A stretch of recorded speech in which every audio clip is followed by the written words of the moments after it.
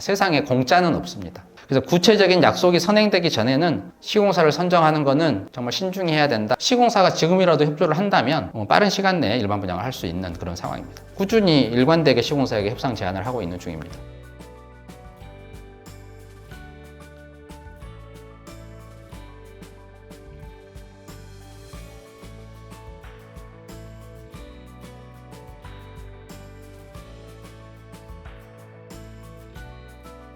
네, 안녕하세요. 부령입니다. 자, 오늘 이 시간에는 여러분들 신문이나 언론에서 많이 보고 계신데요. 최근 둔촌주공과 관련돼서 많은 이야기들이 나오고 있습니다. 자, 그래서 오늘 이 시간에는 둔촌주공 조합 자문위원이신 강정원님을 모시고 오늘 현재 둔촌주공의 상황, 그다음에 조합의 입장 이런 내용을 듣고 한번 이야기를 나눠보도록 하겠습니다. 자, 강정원 팀장님 반갑습니다.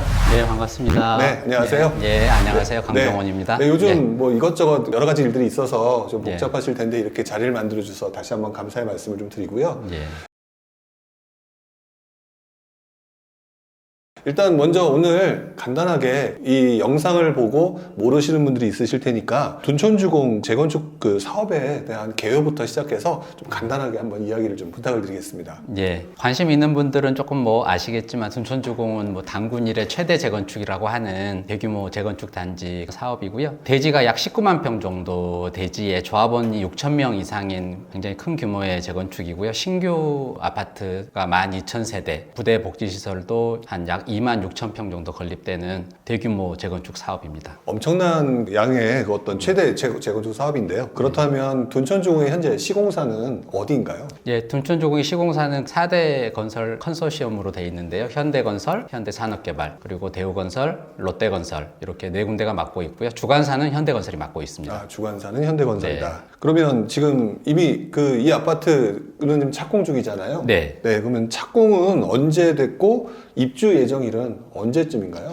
이제 이주는 2017년에 됐고 착공은 2019년 12월에 됐습니다. 예정대로라고 그러면 공사 기간은 42개월로 돼 있고요. 2023년 8월, 내년 8월에 입주 예정입니다. 아, 내년 8월에 입주 예정이다. 네네네. 그런데 최근 들어서 네. 그 시공사와 좀 갈등이 되게 심한 걸로 알고 있습니다. 네. 그렇다면 지금 현재 이제 뭐 언론에서도 조금씩 뭐가 나오고 있는 것 같아요. 네. 갈등의 핵심이 무엇이라고 할 수 있을까요?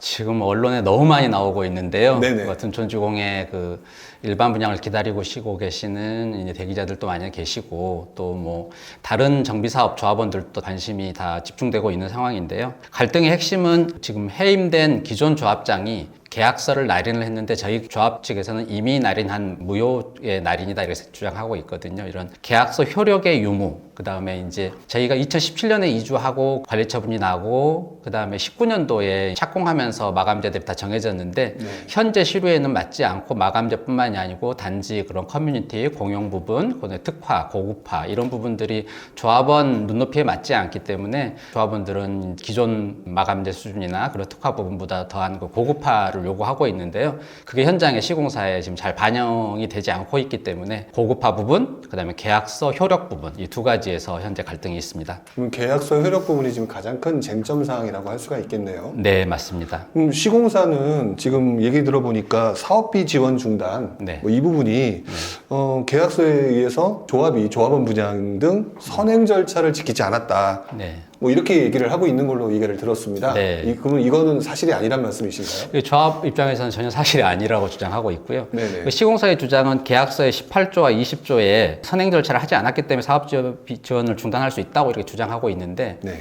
18조의 내용은 제때 이주를 해라 이런 내용입니다. 이주는 제때 했기 때문에 이 문제는 문제가 없는 거고 네. 20조에 대해서는 정해진 시기에 분양계약을 해야 된다 이제 이런 내용인데 저 20조에 대해서 분양계약을 하기 위해서는 같은 조에 20조하고 22조에 이제 조합 측이 주장하는 바가 담아져 있는데요. 네. 조합원 분양을 위해서는 모델하우스를 건립해야 된다고 되어 있습니다. 네. 계약서에. 근데 모델하우스가 건립이 조합원을 위한 모델하우스가 건립이 안 돼 있고요. 네. 현재 이제 일반 분양을 위한 모델하우스가 건립이 돼 있기는 한데 거기에는 조합원한테 제공할 타입은 한 가지만 조합원 타입이 지금 현재 건립이 돼 있는 거고요. 네. 이 부분도 이제 조합과 마감재 등의 협의 없이 임의 시공돼 있는 상황이라 조합은 오히려 그 시공사가 계약서상 해야 될 그런 모델하우스 건립이다 조합원들한테 그거를 공개해야 될 그걸 선행하지 않았기 때문에 조합원 분양을 못하고 있다는 입장이고, 시공사는 조합원 분양을 하지 않아서 일반 분양을 진행할 수 없기 때문에 사업비 중단을 하겠다는 그런 입장이기 때문에 네. 서로 입장이 좀 다른 상황입니다. 그러니까 서로 보는 관점이 서로 완전히 다르네요, 지금. 네, 맞습니다. 시공사 같은 경우는 지금 네. 보니까 2020년 계약의 경우에요. 네. 2016년에 계약이 먼저 있으셨던 것 같아요. 네. 그 계약에 비해서 세대수가 한 1000세대 정도 증가했다고 네. 나오고 있거든요. 네. 여기서 뭐 상가공사비가 추가돼서 공사비가 증액된 거다. 네. 이렇게 얘기를 하고 있던데 네. 이것도 사실이 아닌가요? 그 일정 반은 사실이고 반은 사실이 아니라고 해야지 되는데요. 네. 2016년도에는 공사비가 2조 6천억이었고 2조 6천억. 네, 2020년 계약은 3조 2,300억 정도 됩니다. 네. 금액으로는 약 한 5,600억 증액이 있었는데요. 네. 짧은 기간에 정말 너무나 많은 공사비 증액이 있었던 거죠. 네. 근데 그 공사비 증액의 그 요소를 시공사는 전체 세대 수가 증가했기 때문에 공사비가 증가했다고 주장을 하는데요. 네. 11,000세대에서 12,000세대로 증가된 것은 맞습니다. 근데 시공사하고 조합의 그런 공사 계약은 평당 공사비로 계약이 돼 있거든요. 네. 그럼 연면적이 증가돼야 공사비가 늘어나게 되는데, 현재 2016년 대비 2020년은 세대 수는 1000세대가 늘어났지만 연면적은 오히려 줄었습니다. 그래서 이제 뭐 40평대 큰 평수의 그런 세대 수들이 많이 줄어들고 1000세대 이상 줄었거든요. 네. 작은 평수 세대 수가 오히려 늘어나면서 네. 네. 세대 수는 늘었지만 전체 연면적은 줄어드는, 그러면은 당연히 연면적 기준으로 공사비를 지급하게 돼 있는 둔촌 현장에서는 세대 수가 늘어서 공사비가 늘었다, 이거는 맞지 않는 주장입니다. 그리고 두 번째, 그 상가 공사비가 추가된 것 때문에 공사비가 증가됐다는 말은 맞는 부분인데요. 2016년 계약에서는 상가 공사가 빠져 있었습니다. 근데 2020년 공사에서는 네. 상가 공사비가 약 1,200억 정도 계상이 됐거든요. 네. 그래서 그러면은 전체 5,600억 중에 아파트 공사비 4,400억 정도 증가분은 있었고 1,200억 정도는 상가 공사비 순수 증액분이 있었던 건 사실입니다. 그런데 저희가 주장하고 싶은 거는 세대수가 증가해서 아파트 공사비가 늘어났다, 이거는 전혀 사실이 아니다, 이런 말씀드리고 싶습니다. 시공사 입장에서 얘기를 들어보면 공사와 관련돼서 2019년 12월 7일이었네요, 보니까. 네. 조합 임시총회에서 네. 공사비 인상 그 5,600억 원이 합법적으로 의결된 거 맞다. 네. 라고 이제 얘기를 하는 것 같아요. 예. 그 부분에 대해서 이제 반대적으로 또 이제 조합 입장은 좀 다르신 것 같은데. 네, 예. 그럼 그 부분에 대해서도. 지금 이 부분이 이제 전체 키를 잡고 있는 부분이거든요. 네. 과연 이제 2019년도는 이제 전임 조합장이 있던 시절입니다. 2019년 12월 7일 날 조합 총회가 있었는데, 그 총회 책자가 바로 여기 이 책자입니다. 네네.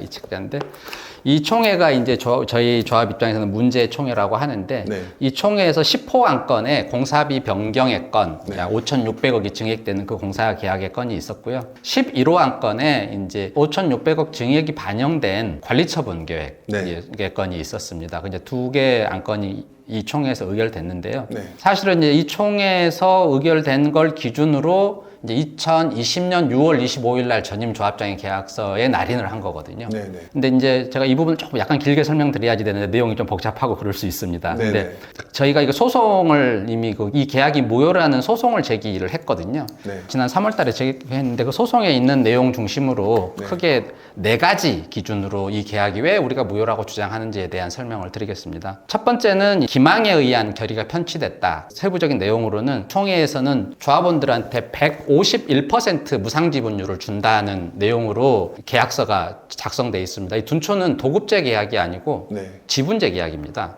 그래서 조합원들은 토지를 제공하고 거기에 대해서 토지 대지 지분 대비 몇 %의 무상지분율을 제공하느냐, 요게 이제 조합원들의 분담금을 곧 결정하는 중요한 요소인데요. 네. 이게 이전에 2016년 그 전에 관리처분 총회에서는 150% 무상지분율을 제시했었습니다. 네네. 근데 이제 2019년이 관리처분율 151%니까 오히려 무상지분율이 늘었잖아요. 네네. 그럼 조합원들한테는 좋을 일인데 그렇죠. 왜 지금 와서 이게 문제가 되느냐.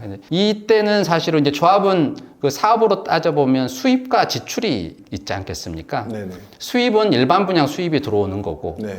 지출은 대부분 이제 공사비가 많고, 그거 외에도 조합 자체로 하는 정비 기반 시설이나 이주비 이자 같은 이런 네. 사업비, 이게 두 가지 항목으로 결정되는데요. 저희가 볼 때는 분식회계로 요구 151%라고 거짓말을 하는 안건을 만들었다, 저희는 이렇게 주장을 하고 있거든요. 그럼 올렸던 게 오히려 가짜였다. 가짜였다. 예, 이제 그게 저희 첫 번째 주장입니다. 음. 그게 왜 가짜라고 하냐면, 네. 그 당시에는 허급 고분양가 기준이라는 방식으로 일반 분양가가 산정되던 시기였습니다. 그렇죠. 허그 고분양가 기준이라는 거는 딱 정형화된 틀이 있어서 네. 딱 거기에 공식에 넣으면 분양가가 나오는 시기거든요. 네네.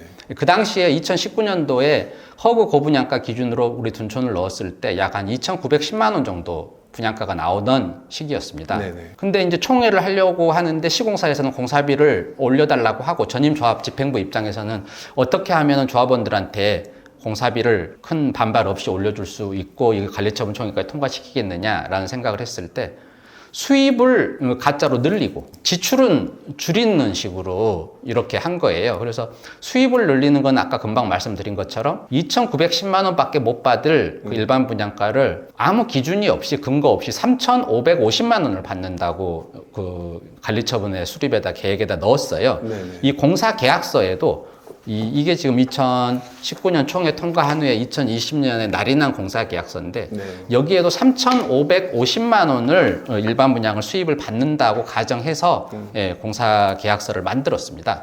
그 다음에 두 번째 이제 조합의 지출을 줄여야지 또 그 무상 지분율이 늘어날 수 있기 때문에 지출을 줄이기 위해서 기존에 조합이 대납하고 있었던 조합원 이주비 이자 이게 한 4, 5천억 되거든요. 네. 이 이자를 조합원 개인들이 부담하는 걸로 바꾼 거예요. 규칙을. 그러니까 조합원들 입장에서는 기존에는 조합이 대납하고 이주비 이자를 안 냈는데 입주할 때 뭐 1인당 한 최대 8천만 원 이상까지 이자를 본인이 납부하게 되는. 그러니까 조합 사업 입장에서는 지출은 대폭 줄이고 수입은 받을 수 없는 일반 분양가를 받을 것처럼 해서 늘려가지고 그래서 이때 관리처분 계획을 보면 시공사한테 5,600억을 올려주고 지출은 이주비 이자 등에서 3천억 정도 늘어나서 비용이 8천억 이상이 올라가는데도 네. 신기하게도 무상지분율이 151%로 오히려 올라가는. 그러니까 조합원들은 이 세밀한 부분들을 잘 알지 못하기 때문에 이 두꺼운 책에 있는 이 내용들을 잘 이해를 못하기 때문에 네네.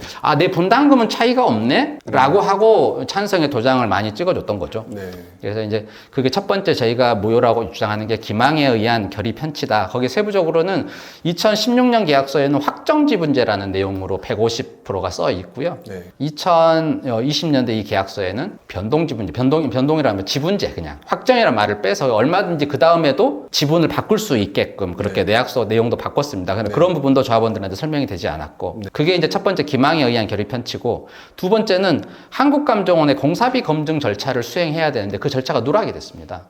그렇게 하지 않았다. 네. 2019년도에 도정법이 바뀌어가지고 2019년도부터는 공사비가 10% 이상 증액이 되면 이제 일반 조합원을 잘 모르기 때문에 지금은 한국부동산원이죠. 한국감정원의 공사비 검증 절차를 선행해서 진행을 하고 그 공사비 검증 절차의 결과를 총회에 보고하게 돼 있습니다. 그래서 조합원들이 그 총회에 보고됐을 때 한국감정원에서 예를 들어서 1,000억을 감액해라. 그러면 조합원들이 1,000억을 감액하는 내용으로 해주세요. 내지는 1,000억이 감액하라고 했지만 우리는 그냥 이 계약서를 인정할게요라는 조합원들의 의사 표현을 할 수 있게끔 이 총회에 공사비 검증 보고서가 삽입이 되고 그걸 조합원들이 그 공사비 검증 보고서를 본 상태에서 공사비 인상이나 관리처분안에 대해서 의결을 해야 적합한 건데 한국감정원 공사비 검증의 결과가 총회에 보고되지 않았습니다. 총회가 12월 달에 있었는데 네. 공사비 검증 절차를 11월 달에 넣는 거예요. 네. 그러면은 너무 짧은 기간을 남겨놓고 넣었기 때문에 실제 한국감정 공사비 검증 보고서 언제 나왔냐면 20년 3월 달에 나왔습니다. 그러니까 뭐 그게 총회에서 그게 보고될 수가 없었고 네네. 그 다음에 공사비 검증 보고서가 나온 이후에 그 조합원 소식지라는 형태로 조합원들한테 배포를 했는데 그거는 총회에 공개한 내용은 아니기 때문에 도정법을 위반하는 겁니다. 분명하게. 그래서 총회에 보고되지 않고 그 상태에서 당연히 총회에 보고되지 않았기 때문에 계약서에 날인을 할 수가 없는 상황이었는데도 불구하고 계약서에 날인한 행동은 이제 저희가 대표권이 없는 무권대리다 이런 주장을 해서 계약이 무효다는 거고 저희가 이 전임 조합장이 계약서에 날인한 날이 우리가 조합원들이 약 40%의 조합원들이 참여해서 해임 발의서 5분의 1, 20%만 있으면 되는데 네. 4분의 약 40% 정도의 해임 발의서를 제가 가지고 이 조합을 제가 찾아와서 발의서를 제출한 날이 20년 6월 25일입니다. 6월 25일 날 제출을 하니까 조합장이 안 계시더라고요. 네네. 전임 조합장은 조합에 있는 도장을 반출대장에 기입도 하지도 않고 불약으로 들고 나가가지고 시공사 공사 현장으로 가가지고 시공사 직원들을 만나가지고 도장을 날인한 거죠. 당일날 찍었다. 당일날 찍었습니다. 날짜가 같은 날입니다. 해임된 날짜에 찍었다. 해임된 날은 아니고 해임 발의서가 제출된 날. 발의서가 제출된 날. 네, 해임총회는 그 이후로 8월 8일로 예정되고 있었는데요. 네. 이제 금방 설명드린 점을 다시 이렇게 설명드리면 이게 2019년 12월 7일 총회 책자고요. 요 총회 책자가 2020년 7월 9일 총회 책자입니다. 네. 요 총회 책자에서 관리처분안을 동의받으려면 3분의 2 동의가 필요하거든요. 네. 그 동의를 받기 위해서 거짓 정보로 조합원들한테 동의를 받았던 거고요. 이제 그건 3분의 2 결의가 참석 조합원의 3분의 2도 아니고 제적 조합원의 3분의 2예요. 그러니까 뭐 이거는 정말 헌법 바꾸듯이 힘든 결의이기 때문에 만약에 사실대로 2,900만 원밖에 수입이 되지 않았고, 그리고 실제로 조합원 이주비 이자를 개인 부담으로 전가시키지 않았고 이렇게 된다고 하면 무상지분율이 약 한 129% 정도로 떨어지거든요. 네. 만약에 129% 무상지분율이라고 솔직하게 이야기하고 결의를 받았다고 하면 1인당 조합원 분담금이 약 1억 3천만 원 정도 추가 부담이 있었을 거거든요. 그랬다고 하면 조합원 3분의 2 동의는커녕 5분의 1 동의도 못 받았을 총회였거든요. 네네. 그래서 그렇게 했는데 그렇게 결의를 허위로 받은 그런 기망에 의해서 편취한 다음에 이제 이 총회는 공사비에 대한 내용은 없고 조합원 수입만 줄어드는 거를 다시 동의해달라. 그게 이제 2020년 6월 달에 대의원회를 해가지고 총회 날짜를 정했는데 7월 9일로 정하고 여기에는 일반 분양가가 허그 기준으로 우리가 2,910만 원밖에 못 받는다. 네. 이렇게 내용이 솔직하게 기록이 돼 있어요. 아, 거기에는? 네. 그러니까 아까는 3,550만 50이라고 하셨는데. 예. 그렇게 돼 있습니다. 여기 내용의 책자에 보면. 그래서 이게 보면 여기 일반 분양가 네. 2,910만 원. 네, 거기는 2,910만 원으로 돼 있네요. 네, 그렇게 돼 있기 때문에 이제 고백한 거죠. 그러니까 이 고백했어도 이때는 조합원 과반 동의만 받으면 되거든요. 네. 그러니까 시공사 공사비 인상을 받기 위해서 굉장히 어려웠던 총회를 분식으로 해서 결의를 받은 다음에 이제 과반만 받으면 되는 총회를 다시 개최해서 이거를 통과시켜서 시공사 공사비를 과반 동의로 실질적으로는 통과시켜버리는 그런 효과를 내게끔 그런 시도를 한 건데 그때 이제 저희가 이미 해임 발의를 한 상황이었기 때문에 이 총회는 조합원들한테 옳은 정보를 저희가 너무 많이 제공하고 있었기 때문에 조합원들이 전혀 서면 결의를 제출하지 않았고 네네. 이제 거의 1,000장도 안 냈다고 해요. 근데 이 총회 개최 하루 전인 7월 8일 날 전임 조합장이 총회를 직권으로 취소하고 그다음에 본인은 사퇴한다고 사표를 내고 그다음부터 출근을 하지 않는. 역으로 이야기하면 공사비 인상이나 조합원들한테 부담되는 거는 허위 정보로 그렇게 해서 총회 의결을 받고 그다음에 외형을 갖춘 이제 제대로 된 정보를 가지고 총회를 하려고 했던 거는 여의치 않자. 네. 해임 발의가 되자. 그때는 이미 여기에는 무상지분율도 140%로 기록돼 있거든요. 네. 사실은 129%밖에 되지 않습니다. 이주비 이자 등을 정확히 반영한다고 하면. 네. 근데 그런 정확한 정보를 제공하면서 결의 받아야 될 총회는 막상 통과될 것 같지 않자 그건 취소하고 본인이 사퇴해버리고 도장은 찍었잖아요. 네. 시공사는 이 계약서에 원래 2016년 공사계약서가 있고 2020년 공사계약서가 있는데 이게 16년 공사계약서입니다. 이게 20년 공사계약서. 네. 여기에는 조합장 및 임원들이 전체 다 연대보증 날인이 돼 있습니다. 네. 근데 이거 20년 공사계약서에는 조합장 단독으로 조합장만 급히 나가가지고 그것도 연대보증은 개인 도장을 찍고 여기에는 법인 도장을 찍고 이래야 되는데 법인 도장 하나만 들고 나가가지고 얼마나 급했으면 여기에 보면 날짜가 기록이 돼 있는데요. 2019년도 날짜로 네. 총회 그거를 인쇄를 급히 해가지고 네. 여기 2019년 총회에 부의될 때는 2019년 날짜가 돼 있었는데 네네. 그거를 이제 나중에 보완했는지 모르겠지만 그 조합장 개인만 도장을 찍었고 연대보증인 난에는 아무도 도장, 조합 이사들이 다 찍어야 되는데도 아무도 찍지 않은 이런 상태에서 계약을 날인했기 때문에 이러한 이 내용에도 문제가 많이 있지만 절차도 내용도 다 문제인 그런 무효 계약이다. 저희는 이렇게 주장을 하는 것입니다. 그렇게 해서 지금 얘기가 지금 네. 서로 이제 팽팽한 평행선을 달리고 있는 상황인데 네. 요즘에 나오는 기사도 그렇고 시공사 입장 일단 제 입장에서는 여쭤봐야 되니까요. 네. 그 입장을 얘기할 네. 수밖에 없을 예, 것 같은데 예, 예. 시공사는 그래서 현재 기성공사비를 하나도 못 받았다. 네. 그래서 지금 이제 뭐 공사 중단을 하겠다는 얘기가 지금 나오고 있잖아요. 네. 뭐 언론에서도 저도 공사 중단 얘기가 나온 걸 봤고. 네. 자, 그러면은 조합 입장에서는 지금 이거에 따라서 뭐 의견들이 있으실 것 같아요. 네. 저희가 이게 이해하기 쉽게 개인이 집을 짓는다고 생각하면 네네. 제가 땅이 한 200평이 있다고 쳤을 때 이 네. 땅에다가 건물을 짓는 방식이 두 가지가 있을 것 같아요. 네. 제가 어떤 설계를 해서 이거를 공사 금액 뭐 5억 정도, 6억 정도 그거는 건축업자하고 협의를 해야 되겠지만 일정 금액에 협의를 해서 그 금액에 지어달라. 5억으로 만약에 협의가 됐다 그러면 네. 계약금으로 10%나 20% 지급하고 공사가 진행되면서 일정 공사비를 기성 공사비를 지급하고 완공되면 또 지급하고 이런 식으로 해서 그렇게 하는 게 이제 도급제 계약이라고 하는 네. 거잖아요. 네네. 내가 발주자가 다 책임을 지고 설사 이 건물이 미분양이 되거나 나중에 이 건물이 뭐 어떻게 잘못되더라도 그거는 다 사업 시행장인 토지주가 다 책임을 지는 거죠. 공사비에 대해서는. 그건 도급제 계약이고 지분제 계약이라고 하면 어떤 건설 회사에서 저한테 제안을 하기를 너가 가진 땅 200평에다가 내가 건물을 지어줄 테니까 5층짜리를 지을 테니까 너가 1, 2, 3층을 갖고 4, 5층만 나를 주면 내가 그걸 분양을 해서 공사비를 줄게 라고 하는 게 지분제 계약이거든요. 둔촌은 지분제 계약입니다. 아, 도급제가 아니라 지분제다? 지분제 계약입니다. 계약서에 딱 써 있습니다. 여기에 내용에 보면 제일 첫 타이틀에 둔촌 사업의 시행자 둔촌주공아파트 재건축 조합하고 대물 변제 비율 151.56%의 지분제를 수행하기 위해서라는 네. 지분제 계약이 딱 대물 변제 비율이 있다는 거는 이 비율로 대지 지분 네, 대비. 이게 예전에 가지고 있던 대지 지분이 보통 둔촌 조합원이 거의 30평 가까이 되는데 151%면은 약 45평, 47평 이런 정도를 무상으로 받는다. 이런 이제 지분제 계약으로 돼 있는데 우리가 내 땅에다가 집을 짓는데 지분제 계약을 하는데 공사비까지 또 5억이라는 기성을 또 내가 지급하면서 하지는 않겠죠. 지분제 계약이라는 거는 분양을 해서 분양 대금을 가져가는 계약이지 땅도 내주고 공사비도 기성도 주고 하는 건 지분제 계약이 아니잖아요. 네네. 받는 방식은 일반 분양을 해서 분양 수입이 들어오면 그걸로 받아야지. 아, 분양 조합이 수입이 들어오면. 일반 분양을 하지 않았는데 그거 공사비를 줄 수는 없잖아요. 땅을 제공한 건데. 네네. 네네.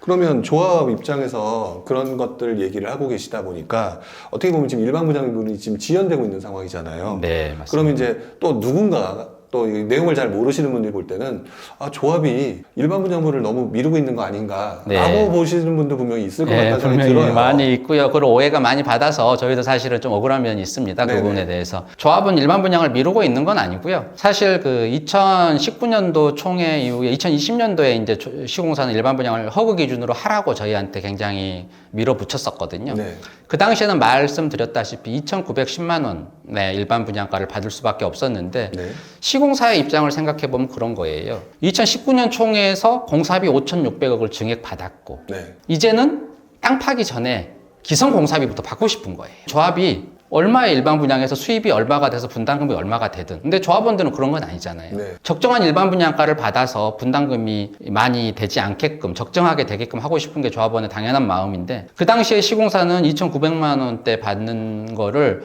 분양가 상한제를 가면 더 낮아질 거다. 당시에 뭐 네. 2,600 뭐 어떤 뭐 용역 보고서까지 만들어서 저희한테 조합원들한테 뿌리면서 뭐 2,600, 2,500도 못 받을 수 있다 이렇게 했었거든요. 네네. 당시 2,900만 원이라는 가격은 뭐 30평대로 이야기하면 9억밖에 되지 않는 금액인데 네네. 그럼 조합원들이 그 당시 시세에서도 50%밖에 안 되는 그런 가격이었기 때문에 수용하기가 어려웠던 가격입니다. 당시에는. 네. 그래서 이제 그게 단초가 돼서 전임 조합장이 해임된 측면도 있는 거고요. 네.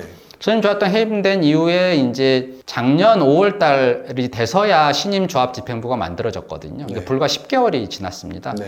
신임 조합 집행부 만들어진 상태에서 이제 분양가 상한제를 이미 적용되는 단지가 된 건데요. 조합의 입장은 공사비 이 계약에 대한 것들을 시공사하고 협의하고 저희가 맨 처음에 말씀드렸던 것처럼 일정 부분 고급화를 좀 반영하고 이렇게 해서 일반 분양을 최대한 빨리 한다. 이런 입장인데 그 공사 계약에서도 서로 협의가 좀 미진했고 네. 또 그 일반 분양을 하려고 하면 일반 분양을 할 아파트의 품질이 확정이 돼야 되거든요. 품질이 확정되어야 거기에 대해서 이제 분양가 상한제는 땅값 플러스 건축비 이렇게 산정되는 간단한 방식이거든요. 네네. 근데 건축비는 일반 기본형 건축비가 있고 또 아파트에 따라서 또 특화되거나 또 친환경으로 하거나 이렇게 되면 가산비를 추가로 주는 게 있습니다. 네. 그래서 이런 가산비까지 포함하려고 하면 일반 분양을 할 아파트의 품질이 정해져야 되거든요. 그래서 이 품질이 정해지는 거를 시공사가 협조를 해줘야 되는데 오히려 시공사가 협조를 하지 않아서 품질이 정하지 못하고 있는 상황이죠. 시공사의 좀 비협조에도 불구하고 조합은 작년 11월 달에 일반 분양 절차에 이미 들어가서 네. 택지비 감정이 지금 이미 나왔거든요. 네. 택지비 감정이 한 차례 나왔다가 한국감정원, 한국부동산원에서 뭐 일정 부분 조정 이런 걸 요청을 해서 두 번째 다시 또 재감정이 들어가서 최종 확정이 됐습니다, 최근에. 그래서 일단 택지비에 대해서는 감정이 끝났기 때문에 그 다음에 네. 건축비 감정, 가산비하고 이것만 되면 됩니다. 그래서 시공사가 지금이라도 협조를 한다면 빠른 시간 내에 일반 분양을 할 수 있는 그런 상황입니다. 그러면 시공사만 뭐 빨리 된다면 좀 일단은 일반 분양이 빨리 될 수 있다라는 게 조합의 입장이신 것 같은데 네. 그러면 그 조합 입장에서 생각하시기에 일반 분양 시점은 네. 언제로 지금 계획하고 계신 건가요? 지금 시공사가 그 아파트 품질에 대해서 네. 조합과 협의만 된다고 하면 빠른 시기라고 하면 6월 상반기 내에도 가능합니다. 네. 그러니까 조합은 뭐 할 수 있는 준비가 다 돼 있는 거고 6월 정도로도 가능하다. 네, 시공사가 대신 이제 거기에 대한 협조를 해야 그게 가능한 상황인 겁니다. 근데 지금 아까 말씀드렸던 것처럼 시공사가 지금 공사를 중단하겠다 이런 네. 얘기로 이제 얘기를 지금 계속 하고 있는 중인데 네. 시공사가 정말로 공사를 중단을 할 수 있는 건 아닐까요?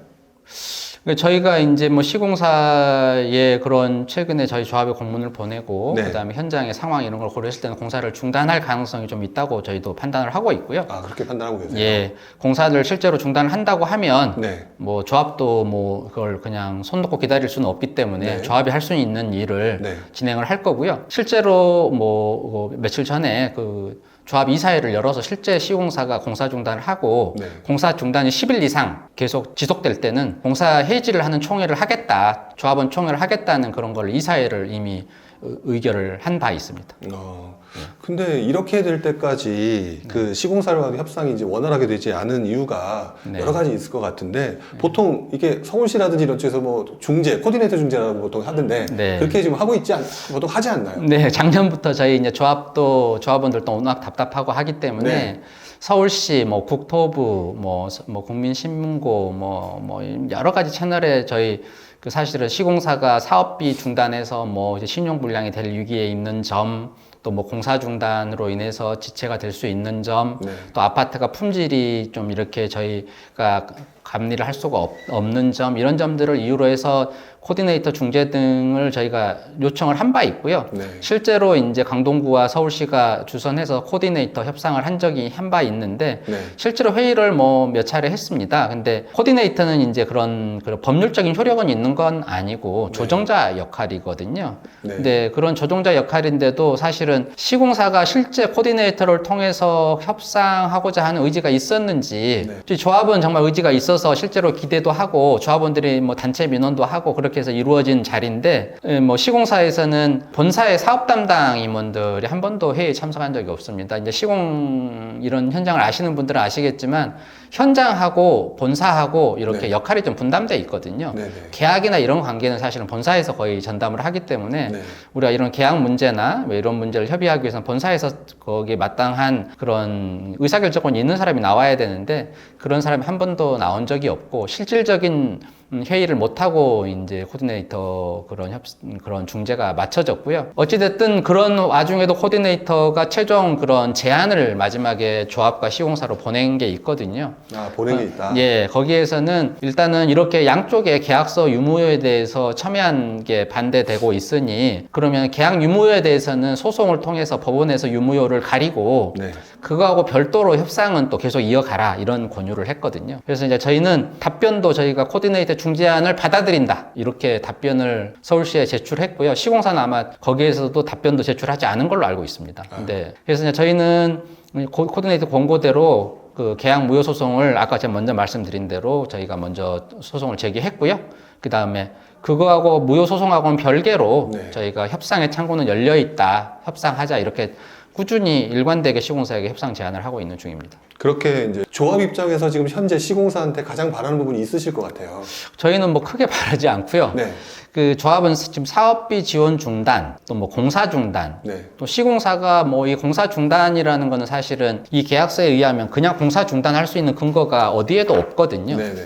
공사 중단을 하기 위해서는 시공계약 해지가 선행돼야 됩니다. 네네. 시공사가 조합에 공사 계약을 해지하겠다라는 통보를 하고 네. 60일이 경과될 동안 그 사유에 대한 그 해소가 되지 않았을 때 공사 중단을 할 수 있는 거거든요. 네네. 우리는 조합에다가 진정으로 진위가 그러면 공사 중단한다는 진위가 과연 계약 해지냐 네. 이런 문의를 하는 저희가 공문을 시공사에 2차례 보냈고요. 네. 거기에 대해서는 뭐 아직 명확한 답변이 오지 않고 있습니다. 근데 이제 저희는 오늘이라도 바로 협상 테이블을 차려서 네. 최악의 경우로 가는 거를 막자 협상을 해서 얼마든지 할 수 있는 부분이다. 저희는 이렇게 주장을 하고 있습니다. 그러니까 조합은 결국 시공사랑 협상을 할 의지가 있으신 거예요? 네, 당연히 있습니다. 네. 근데 만약에 이제 시공사에서 공사를 중단을 했습니다. 네. 만약 이런 상황이 발생되게 되면 좀 극단적으로 치우치게 되는데 조합은 그럼 어떤 식으로 대응을 하실 생각이신가요? 그때도 여전히 저희는 협상을 우선순위에 둘 거고요. 네. 근데 하지만 계속 그 시공사의 결정만 바라보고 있을 수는 없기 때문에 네네. 시공사 계약 해지도 같이 안건을 총회에 부의하는 거를 적극 검토할 예정입니다. 지금 현재 수많은 조합원분들이 있을 텐데 네. 그 조합원분들도 좀 답답하신 부분들 되게 많으시겠다라는 생각이 좀 듭니다. 네. 일단 우리 둔천주공 조합원분들께 한 말씀을 좀 해주신다면 어떻게 네. 얘기를 한번 해주실 수 있을까요? 일단 조합원들한테 너무 이렇게 네. 갈등이 심화된 점 좀 죄송하게 생각하고요. 네. 당장은 시공사가 갈등으로 사업이 좀 어렵지만 우리 조합원들이 참고 인내하면 이제 좋은 결과가 있을 것이다 이렇게 확신하고 있고요. 시공사하고 뭐 이렇게 갈등 없이 원만하게 시공사에 원하는 걸 들어주면서 할 수도 있겠지만 네. 사실은 시공사한테 우리의 마땅한 권리를 주장하고 또 협상을 통해서 얻어내는 게 조합원 전체한테 이익이 되는 바기 때문에 네. 조합원들을 위해서 이렇게 하고 있는 겁니다. 좀 믿고 기다려 주시면 확실한 결과를 만들어 보겠습니다. 반대로 네. 시공사에게도 하실 말씀이 되게 많으실 것 같아요. 예, 시공사한테는 아까도 말씀드렸듯이 당장 오늘이라도 협상을 위한 회의 준비에 좀 나서 주시기를 바라고요. 그리고 협상은 기존의 코디네이터 협상했던 것처럼 보여주기식 협상보다는 실질적인 협상이 이루어지기를 바라고요. 글쎄 이제 저희가 생각할 때는 시공사하고 지금 조합하고 그렇게 간극이 크다고 생각하지 않습니다. 얼마든지 협의 조정할 수 있는 범위 내에 있다고 생각하는데요. 이게 이제 문서로 서로 주고받고 이렇게 하는 과정에서 이렇게 말이나 이렇게 대화로 풀을 수 있는 부분들이 왜곡되기도 하고 서로에 대한 신뢰가 쌓이지 않다 보니까 점점 간극이 멀어지고 있는 거 아닌가. 저는 이제 만나서 서로의 입장을 이해하고 이렇게 하면 충분히 협상을 할 수 있다. 저는 이렇게 생각합니다. 일단 지금 말씀하신 조합과 그다음에 시공사도 있지만 국토부, 그다음에 네. 서울시, 그다음에 이제 이쪽 주관하고 있는 강동구청 되게 이제 많은 분들이 그 인허가기관들이 있을 텐데 네. 그분들한테도 지금 사실 많이 이제 하고 싶은 말씀이 좀 있으실 것 같아요. 네. 네, 그분들한테도 또 역시 얘기를 해주신다면 어떻게 얘기를 해주실 수 있을까요? 이제 국토부나 그러니까 정부죠. 정부나 지방자치단체, 서울시, 강동구청 이런 유관 인허가 단 기관들은 사실은 이런 정비 사업에서 너무 중요한 역할을 할 수 있는 단체이고 기관입니다. 이제 저도 이제 뭐 이쪽 방향의 전문가는 아니었지만 이 둔천주공 재건축 사업에 이게 이제 관심을 갖고 또 봉사를 하다 보니까 몇 년이 되면서 저도 뭐 전문가 아닌 전문가가 사실은 된 셈이 됐는데요. 이렇게 보면서 상당히 많은 점들을 많이 느꼈습니다. 앞으로 이제 뭐 전국이 특히 서울시는 정비 사업이 매우 활성화돼서 앞으로 10년, 15년, 20년 이런 시간 동안은 서울시의 정비 사업이 굉장히 많이 이루어질 것 같은데요. 이게 둔천주공뿐만이 아니고 전국의 정비 사업 단지에서 어마어마한 갈등들이 계속 반복되고 똑같은 갈등들이 지속되고 이렇게 되고 있거든요. 그 이유는 영업 시종사가 사업을 수주하는 그 영업 행태에 사실은 있습니다. 이 둔천주공 같은 경우도 2010년에 시공사가 선정이 됐는데 그때는 그 공사비하고 사업비 총액이 2조 6천억이었는데 근데 공사비가 1조 9천억, 사업비가 7천억 정도로 기억합니다. 근데 결국 이제 몇 년이 흘러서 2020년에 계약에는 아까도 말씀드렸듯이 뭐 한 5조 1천억 정도 되거든요. 일단은 시공사가 수주를 할 때는 뭐 조합원들한테 모든 것을 다 해줄 수 있을 것처럼 낮은 조건에 그냥 이게 다 수주를 하고 실제로 그 이후에 설계 변경, 그 다음에 시간을 이렇게 지나면서 뭐 물가, 뭐 갖은 이유 다양한 사유들을 만들어서 금액을 계속 올리거든요. 네. 사업비도 증가되고 공사비도 증가되고 그러면 결국은 조합원들은 애초에 약속된 거하고 너무 상이한 결과를 받아들이기 때문에 이거를 수용할지 아쉽지만 빨리 입주하기 위해서 수용할지 약속을 안 지킨 거에 대해서 너무 화가 나니까 반대할지 이런 것들이 계속 반복되는 현상이거든요.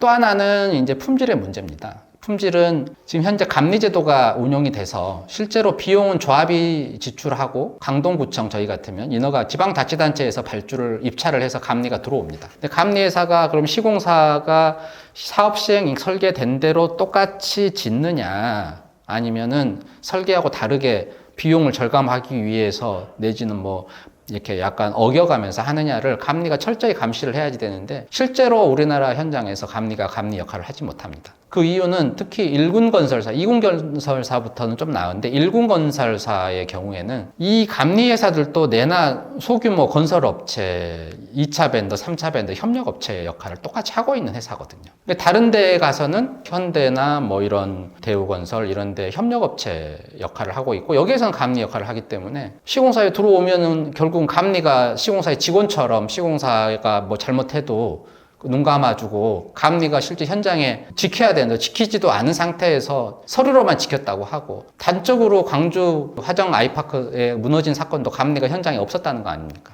예, 그런 게 지금 현재 비일비재하다는 수준 정도가 아니고 그냥 일상입니다. 감리 제도가 전혀 실질적으로 작동하지 않고 있다. 그래서 일단 두 가지를 제가 말씀드리는 건데요. 이 사업에 대해서 시공사가 어떻게 보면 거짓말로 수주하는 거거든요. 이런 사업 행태가 없어져야 된다. 이런 게 법과 제도로 완비돼서 못하게 해야 된다라는 거고 두 번째는 실질적인 감리가 할 수 있게끔 전문감리 제도라든가 시공사의 다른 협력업체를 하면서 또 감리까지 하는 이런 방식은 지향하는 방식이라든가 이런 법과 제도가 좀 안비돼야 된다. 사실은 최근에 서울시에서 그 시공사 선정을 사업 시행 인가 이전에 할 수 있겠다는 시의회의 그런 안을 조례안이 좀 올려서 통과시키겠다는 안이 있는데요. 상당히 우려되는 부분입니다. 사업 시행 인가라는 거는 이게 이 집을 어떻게 짓겠다는 그래도 어느 정도의 규모가 나오는 거잖아요. 네.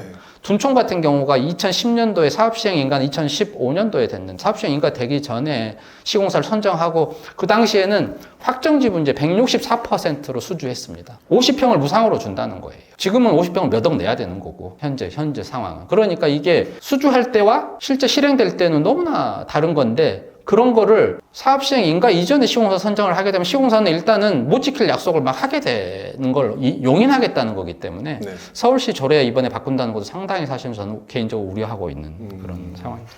전국에 수많은 조합원 또는 예비 조합원들이 이제 있으실 텐데 네. 이분들한테 경험자로서 또는 지금 진행하는 입장에서 하고 싶으신 말씀 또는 이제 전달해주고 싶은 말씀이 있으실 거라고 저는 생각이 들거든요. 한번 그 이야기도 마지막으로 한번 해주시죠. 제가 뭐 전문가는 아니지만 몇 년 먼저 좀 고생을 많이 한 조합원으로서 그런 말씀을 드리고 싶습니다. 사실 전국에 굉장히 수많은 조합원들이 계시고 정비사업에 그다음에 조합 추진이나 조합 결성을 앞두고 있는 예비 조합원들도 상당히 많으시다고 생각이 드는데 딱 한 가지만 기억해 주셨으면 좋겠습니다. 세상에 공짜는 없습니다. 수주할 때 하는 약속이 끝까지 지켜진다고 믿지 마십시오.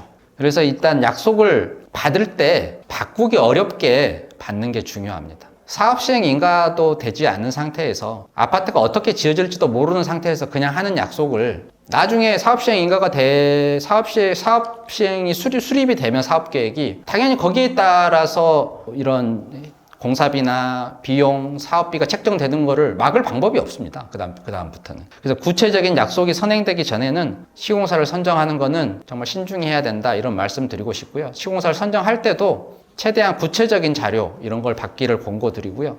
지금 이제 서울시 표준 공사 계약서라는 게 있습니다. 도급 계약서에. 사실은 그 표준 계약서가 상당히 잘 돼 있습니다. 그래서 지금 이제 그 유능한 조합들은 서울시 표준 계약서를 기본으로 하되 그 단지 사정에 맞게끔 이렇게 내용들을 가감해서 이렇게 계약서를 작성하고 있거든요. 시공사가 제공하는 그런 계약서를 무턱대고 받으시면 안 되고 이미 나라에서 기본을 만들고 있는 그 표준 계약서를 틀로 해서 그다음에 거기에 보면은 조합원들이 나중에 피해를 받지 않게끔 최대한 자세한 리스트 계약서 한 장뿐만이 아니고 거기에 대한 첨부되는 다양한 리스트들이 있거든요.